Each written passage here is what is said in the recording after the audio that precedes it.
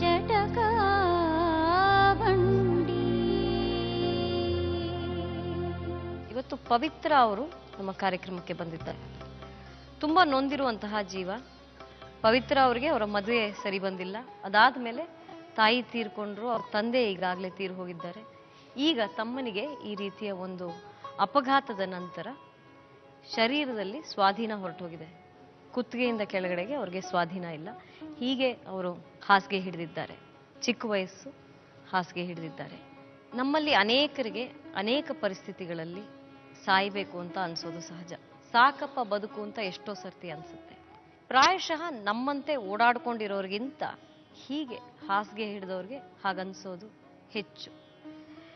ಈ ದಯಾಮರಣದ ವಿಚಾರ ಬರುತ್ತೆ, ಮರ್ಸಿ ಕಿಲ್ಲಿಂಗ್ ಅಂತ ಹೇಳ್ತೀವಿ. ನನಗೊಂದು ತೊಟ್ಟು ವಿಷ ಕೊಟ್ಬಿಡಿ, ನಾನು ಸತ್ತೋಗ್ತೀನಿ, ಹೀಗೆ ನರಳೋದಕ್ಕಿಂತ ನಾನು ಸಾಯೋದೇ ಮೇಲು ಅಂತ ಅನೇಕರಿಗೆ ಹಾಗನ್ನಿಸ್ಬಹುದು. ಅನಿಲ್ಗೂ ಅನ್ನಿಸ್ತಾ ಇರೋದು ಹಾಗೆ.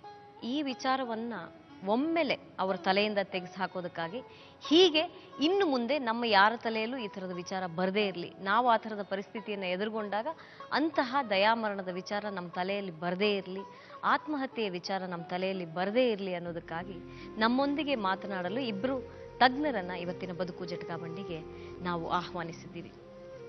ಮೊದಲನೇದಾಗಿ ಡಾಕ್ಟರ್ ನರೇಂದ್ರ ರಂಗಪ್ಪ ಅವರು. ಇವರು ಆರ್ಥೋಪೆಡಿಷಿಯನ್. ಈಗಾಗಲೇ ಅನಿಲ್ ಅವರ ಪರಿಸ್ಥಿತಿಯನ್ನ ಅವರು ಪರಿಶೀಲನೆ ಮಾಡಿದ್ದಾರೆ. ಅದನ್ನ ಕುರಿತು ಇನ್ನಷ್ಟು ನಮಗೆ ಅವರು ಮಾಹಿತಿಯನ್ನ ಕೊಡ್ತಾರೆ.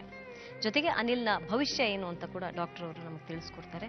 ಅವರೊಂದಿಗೆ ಆರ್ ನಾಗೇಂದ್ರ ನಾಯಕ್ ಅವರು ನಮ್ಮೊಂದಿಗಿದ್ದಾರೆ, ವಕೀಲರು. ಇವರಿಬ್ಬರಿಗೂ ಬದುಕು ಜಟಕಾ ಬಂಡಿಗೆ ಸ್ವಾಗತ. ಡಾಕ್ಟರ್, ಏನಾಗಿದೆ ಅನಿಲ್ಗೆ? ಏನವರ ಪರಿಸ್ಥಿತಿ? ನಮ್ಮ ನರಬಳ್ಳಿ ಅಥವಾ ಸ್ಪೈನಲ್ ಕಾರ್ಡ್, ಅದು ಕನೆಕ್ಷನ್ ನಮ್ಮ ಬ್ರೈನ್ಗೆ ನಮ್ಮ ಶಾರೀರಿಕವಾದ ಒಂದು ಕನೆಕ್ಷನ್ ಅಂತ ಹೇಳ್ಬೋದು. ಏನೇ ಒಂದು ಆ್ಯಕ್ಷನ್ ಮಾಡಬೇಕಾದ್ರೆ, ನಾನು ನಿಮ್ಮ ಹತ್ರ ಮಾತಾಡಬೇಕಾದ್ರೆ ಕೈ ಹೀಗೆ ಆಡಿಸ್ಬೇಕಾದ್ರೆ, ಕೈ ಹೀಗೆ ಆಡಿಸ್ಬೇಕಾದ್ರೆ, ಅದು ಬ್ರೈನಲ್ಲಿ ಒಂದು ಕಂಟ್ರೋಲ್ ಪಾಯಿಂಟ್ ಇರುತ್ತೆ. ಆ ಕಂಟ್ರೋಲ್ ಪಾಯಿಂಟ್ನಿಂದ ಅದು ಕಮ್ಯಾಂಡ್ಸ್ ಕಳಿಸುತ್ತೆ. ಅದು ಆ ಸ್ಪೈನಲ್ ಕಾರ್ಡನ್ನ ನರಬಳ್ಳಿಗಳಿಂದ ಅದು ಹೋಗುತ್ತೆ. ಸೊ ಇವ್ರಿಗೆ ಏನಾಗಿದೆ ಅಂದರೆ, ಆ ಕತ್ತಿನ ಲೆವೆಲಲ್ಲಿ 5, 6, 7 ಅಂತ ಏನು ಹೇಳ್ತೀವಿ, ಆ ಲೆವೆಲ್ನಲ್ಲಿ ಮೂಳೆ ಒಂದರ ಮೇಲೆ ಒಂದು ಕೂತಿರುತ್ತೆ. ಅದು ಜರುಗಿದಾಗ ಅಲ್ಲಿ ಮಧ್ಯದಲ್ಲಿರೋ ಬಳ್ಳಿ ಕಟ್ ಆಗಿಬಿಡುತ್ತೆ. So there is no connection between the brain and the systems of the body, other parts of the body. Okay. Totally disconnected. Okay. So ಅವ್ರ ಕಾಲು ಅಲ್ಲಾಡಿಸ್ಬೇಕಂತ ಎಷ್ಟೇ ಪ್ರಯತ್ನ ಮಾಡಿದ್ರು ಅಲ್ಲಾಡಕ್ಕೆ ಸಾಧ್ಯ ಇಲ್ಲ. ಯಾಕಂದ್ರೆ the command is not carried to the leg ಅಥವಾ limb ಅಥವಾ whatever part it is. So it is called paralysis ಅಂತ ಹೇಳ್ತೀವಿ. So traumatic paralysis because of the spinal cord injury. Total transaction ಆಗಿಬಿಟ್ಟಿದೆ, ಫುಲ್ ಕಟ್ ಆಗಿಬಿಟ್ಟಿದೆ. ಮುಂದಕ್ಕೇನು ಅಂತ ಹೇಳಿದ್ರೆ ಇದರಲ್ಲಿ ರಿಕವರಿ ಅನ್ನೋದು ಇಲ್ಲವೇ ಇಲ್ಲ ಅಂತ ಹೇಳೋದು ನಿಜಾಂಶ. ಆದರೆ ನಾವೇನ್ ಮಾಡಬೇಕು? ರಿಹ್ಯಾಬಿಲಿಟೇಷನ್ ಅಂತ ಹೇಳ್ತೀವಿ. ರಿಹ್ಯಾಬಿಲಿಟೇಷನ್ ಅಂತ ಏನು ಹೇಳಿದ್ರೆ, to get him into as much as activity as possible ಅಂತ. ಅವ್ರ ಕೈಲಿ ಎಷ್ಟು ಆಕ್ಟಿವಿಟಿ ಸಾಧ್ಯನೋ ಅಷ್ಟು ಮ್ಯಾಕ್ಸಿಮಮ್ ಅಚೀವ್ ಮಾಡೋಕ್ಕೆ ಒಂದು ಪ್ರಯತ್ನ. ಅವರು ಕೂತ್ಕೊಳ್ಳೋಕ್ಕಾಗಲಿ, ಅಥವಾ ಈಗ ಕೆಲವೊಂದು ಸ್ಪೆಷಲೈಸ್ಡ್ ವೀಲ್ ಚೇರ್ಸ್ ಇದ್ದಾವೆ. ಈಗ they can operate with their Chin movements. ಕೈ ಕಾಲು ಕೂಡ ಬೇಕಿಲ್ಲ, ಚಿನ್ ಮೂವ್ಮೆಂಟ್ಸ್ ಅಲ್ಲಿ ಆಪರೇಟ್ ಮಾಡಬಹುದು. There are some special computers that have come up now. They'll follow the vision of the eye and act. So there is lot of research ಶುರು ಆಗಿದೆ. ಈಗ ನಾನು ಹೇಳಬೇಕಂದ್ರೆ ಒಂದು 5 ವರ್ಷ 6 ವರ್ಷದಿಂದ ಆಫ್ಟರ್ 2002 or 2010 ಒಂದು ದಿವಸ ಅನಿಲ್ಗೂ ಅದು ನಮ್ಮ ದೇಶದಲ್ಲಿ ಬರುತ್ತೆ ಅಂತ ಒಂದು ಭರವಸೆಯನ್ನ ನಾವು ಇಟ್ಕೋಬೇಕು. ಬಟ್ ಫೈನಾನ್ಷಿಯಲ್ ಕನ್ಸ್ಟ್ರೇಂಟ್ ಅಂತ ಏನು ಹೇಳ್ತೀವಿ, ನಾನು ಕೇಳಿಸ್ಕೊಂತ ಇದ್ದೆ. ಈಗ financial constraint, that is the basic problem for such people. So ನಮ್ದೊಂದು ಸ್ಪೈನಲ್ ಕಾರ್ಡ್ ಸೊಸೈಟಿ ಅಂತ ಇದೆ. ಅಂದ್ರೆ ಈ ಸ್ಪೈನಲ್ ಕಾರ್ಡ್ ಟ್ರೀಟ್ ಮಾಡೋಂಥ ಡಾಕ್ಟರ್ಸ್ ಎಲ್ಲ ಒಂದು ಸೊಸೈಟಿ ತರ ಮಾಡ್ಕೊಂಡಿದ್ದೀವಿ. ಮೊನ್ನೆ ಒಂದು ಮೀಟಿಂಗ್ನಲ್ಲಿ we have passed a resolution that we should form a society like spastic society ಅಂತ ನೀವು ಕೇಳಿರ್ಬೋದು. ಅದೇ ರೀತಿ ಒಂದು ಸೊಸೈಟಿ ಮಾಡಿ ಪೇಷಂಟ್ಸ್ ರಿಲೇಟಿವ್ಸು, ಅವರಿಗೆ ಸಂಬಂಧಪಟ್ಟಂಥ ಫಿಸಿಯೋಥೆರಪಿಸ್ಟ್ ಆಗಿರ್ಬೋದು, ಆಕ್ಯುಪೇಷನಲ್ ಥೆರಪಿಸ್ಟ್ ಆಗಿರ್ಬೋದು, ಸ್ಪೀಚ್ ಥೆರಪಿಸ್ಟ್ ಆಗಿರ್ಬೋದು, ನರ್ಸ್ ಆಗಿರ್ಬೋದು, ಇವನ್ನೆಲ್ಲ ಸೇರಿಸ್ಕೊಂಡು ಒಂದು ಸೊಸೈಟಿ ಮಾಡಿ ಇವ್ರು ಏನು ಪ್ರಾಬ್ಲಮ್ಸ್ ಇದೆ, ಯಾವ ಕಾರಣಕ್ಕೆ ಇವರು ಪ್ರಾಬ್ಲಮ್ ಬರ್ತಾ ಇದೆ, ನಾವು ಇವ್ರಿಗೆ ಏನು ಮಾಡ್ಬೋದು, how to better the lifes ಅಂತ ಹೇಳಿ ಒಂದು ಸೊಸೈಟಿ ಮಾಡಬೇಕಂತ ಜನರಲ್ ಬಾಡಿ ಮೀಟಿಂಗ್ನಲ್ಲಿ ಡಿಸಿಷನ್ ತಗೊಂಡಿದ್ದೀವಿ. ಸೊ ಈಗ ಬೀಜವನ್ನು ನೆಲಕ್ಕೆ ಹಾಕಿದ್ದೀವಿ, ಮುಂದಕ್ಕೆ ಅದು ಬೆಳೆದು ಇಂಥವ್ರಿಗೆಲ್ಲ ಹೆಲ್ಪ್ ಆಗುತ್ತೆ ಅಂತ ಒಂದು ವಿಶ್ವಾಸ. ನಿಮ್ಮ ಈ ವೃತ್ತಿ ಬದುಕಿನಲ್ಲಿ ನೀವು ಅನೇಕರನ್ನ ನೋಡಿರ್ತೀರಿ, ಎಸ್ಪೆಷಲಿ ನೀವು ಆರ್ಥೋಪೆಡಿಷಿಯನ್ ಆಗಿರೋದ್ರಿಂದ ಪ್ರಾಯಶಃ ಈ ಅಪಘಾತಕ್ಕೆ ಒಳಗಾದವರು ಅನೇಕರನ್ನ ನೋಡಿರ್ತೀರಿ. ಈ ಥರದ ಅಂದರೆ ಚೆನ್ನಾಗಿದ್ದವರು ಒಂದೇ ಸಮನೆ ಈ ಥರದ ಹಾಸಿಗೆ ಹಿಡಿದಿದ್ದನ್ನು ನೋಡಿರ್ತೀರಿ. ಅನೇಕರು ಈ ರೀತಿಯ ದಯಾಮರಣದ ವಿಚಾರ ನಿಮ್ಮ ಹತ್ರ ಮಾತಾಡಿರ್ಬೋದು, ಆತ್ಮಹತ್ಯೆಯ ವಿಚಾರವನ್ನ ನಿಮ್ಮ ಹತ್ರ ಮಾತಾಡಿರ್ಬೋದು. ಹೇಗೆ ನೀವು ಅದನ್ನ ಅವರಿಗೆ ಹೇಗೆ ಸಮಜಾಯಿಷಿ ಹೇಳ್ತೀರಿ? ಮಾನಸಿಕವಾದಂಥ ಒಂದು ಅಪಘಾತ ಕೂಡ ಆಗುತ್ತೆ ಅವ್ರಿಗೆ.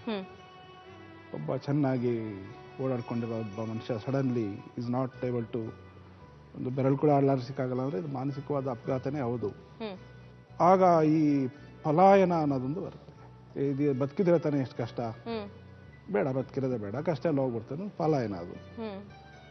ಆಗ ನಾವು ಅವ್ರಿಗೆ ಮಾನಸಿಕವಾಗಿ ಧೈರ್ಯ ಕೊಡಬೇಕು. ಅನಿಲ್ಗೆ ಏನು ಹೇಳಕ್ಕೆ ಇಚ್ಛಪಡ್ತೀನಿ? ಅನಿಲ್ಗೆ ಏನು ಹೇಳಕ್ಕೆ ಇಚ್ಛೆ ಪಡ್ತೀನಿ ಅಂದರೆ, ನೀವು ಮಾನಸಿಕವಾದ ಒಂದು ಧೈರ್ಯ ತಂದ್ಕೊಂಡು ಸಮ್ ಕ್ರಿಯೇಟಿವ್ ಆ್ಯಕ್ಟಿವಿಟಿಯಲ್ಲಿ ಇನ್ವಾಲ್ವ್ ಮಾಡಿಕೊಂಡು ನಿಮ್ಮ ಫ್ಯಾಮಿಲಿಯವರು ಕೂಡ ನಾನೀಗ ಮಾಡಬಲ್ಲೆ, ನಾನೀಗ ಮಾಡ್ತೀನಿ ಅಂತ ಅವ್ರಿಗೊಂದು ಧೈರ್ಯ ಕೊಟ್ಟರೆ ನೀವು ಚೆನ್ನಾಗಿರ್ತೀರಿ ಅಂದರೆ ಮಾನಸಿಕವಾಗಿ ಚೆನ್ನಾಗಿದ್ರೆ ಪ್ರಯತ್ನ ಮಾಡಬೇಕು. ಮತ್ತು ಪರಿವಾರದ ಜನಕ್ಕೂ ಮಾನಸಿಕವಾಗಿ ಸ್ವಲ್ಪ ಸಹಾಯ ಆಗುತ್ತೆ ಅಂತ ಅನಿಲ್ಗೆ ಪರ್ಟಿಕ್ಯುಲರ್ ಹೇಳಕ್ಕೆ ಇಷ್ಟಪಡ್ತೀನಿ ನಾನು. ಅನಿಲ್, ನಿಮ್ಗೆ ಆ ಕುಟುಂಬದ ಸಹಕಾರ ಇದೆ, ನಿಮಗೋಸ್ಕರ ಜೀವ ಕೊಡಕ್ಕೆ ಅವ್ರು ತಯಾರಿದ್ದಾರೆ ಅಂದಮೇಲೆ ನೀವು ಬದುಕಿನಿಂದ ಓಡ್ ಹೋಗೋದಾಗ್ಲಿ, ಡಾಕ್ಟರ್ ಹೇಳ್ತಾರೋ ಹಾಗೆ ಪಲಾಯನವಾದವಾಗ್ಲಿ ನೀವು ಮಾತಾಡಬಾರ್ದು ಅನ್ಸುತ್ತೆ. ನೀವೇನ್ ಹೇಳಕ್ ಇಷ್ಟಪಡ್ತೀರಿ?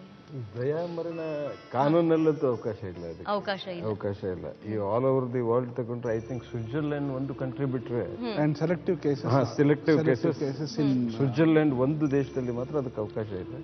ಬಟ್ ಈವನ್ US ಅಲ್ಲಿ ಇಲ್ಲ, ಇವನ್ ನಮ್ಮ ಇಂಗ್ಲೆಂಡ್ ಅಲ್ಲಿ ಇಲ್ಲ. ಏನದು ಆತ್ಮಹತ್ಯೆ ಅಂತಾನೆ ಪರಿಗಣಿಸ್ತಾರೆ ಅದು. ಈಗ ಆತ್ಮಹತ್ಯೆನೂ ಇಂಡಿಯಾದಲ್ಲಿ ಒಮ್ಮೆ ಸುಪ್ರೀಂ ಕೋರ್ಟ್ ಒಂದು ಜಜ್ಮೆಂಟ್ ಬಂತು, it is not an offence ಅಂತ ಡಿಕ್ಲೇರ್ ಮಾಡಬೇಕು ಅಂತ. ಬಟ್ ಅದು ಸಬ್ಸಿಕ್ವೆಂಟ್ಲಿ ದೇ ರಿವರ್ಸ್ಡ್ ಇಟ್. ಹಾಗಾಗಿ ಇವನ್ ಆತ್ಮಹತ್ಯೆನೂ ಕೂಡ attempt to commit suicide is itself is an offence. ಹಾಗಾಗಿ ಮತ್ತೆ ಇವ್ರೆಲ್ರದ್ದು ನೀವು ಬೇಸಿಕ್ ನೋಡಿದ್ರೆ ಅವ್ರೆಲ್ಲರೂ ಸಾಯ್ಬೇಕು ಅಂತ ಯಾಕೆ ಆಲೋಚನೆ ಮಾಡ್ತಾರೆ? Because of economic constraint. ನಾವು ರೂಟ್ ಕಾಸ್ ಹುಡುಕಿದ್ರೆ ಎಕನಾಮಿಕ್ ಕನ್ಸ್ಟ್ರೈಂಟ್ ಅನ್ನೋದೇ ಅದಕ್ಕೆ ಅನ್ಸೋದು. ಈಗ ಅವನಿಗೂ ಕೂಡ ಬದುಕಬೇಕು ಅನ್ನೋ ಆಸೆ ಇದೆ. ಅವನು ನಾನು ಸಾಯ್ಬೇಕು ಅಂತ ಹೇಳ್ತಾ ಇಲ್ಲ, ನನ್ನಿಂದ ಇಷ್ಟು ಜನಕ್ಕೆ ತೊಂದರೆ ಆಗ್ತಾ ಇದೆ ಅದಕ್ಕೆ ನಾನು ಸಾಯ್ಬೇಕು ಅಂತ ಹೇಳ್ತಾರೆ. ಅದು ಯಾಕೆ ತೊಂದರೆ? ಆರ್ಥಿಕ ತೊಂದರೆ.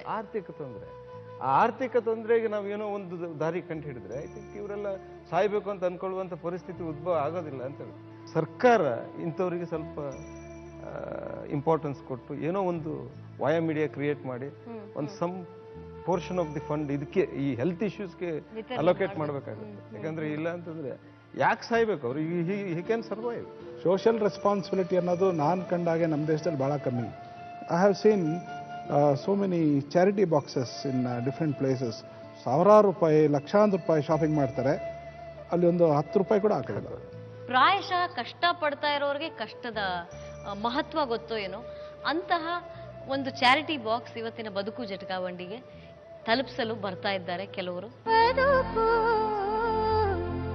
ಜಟಕಾ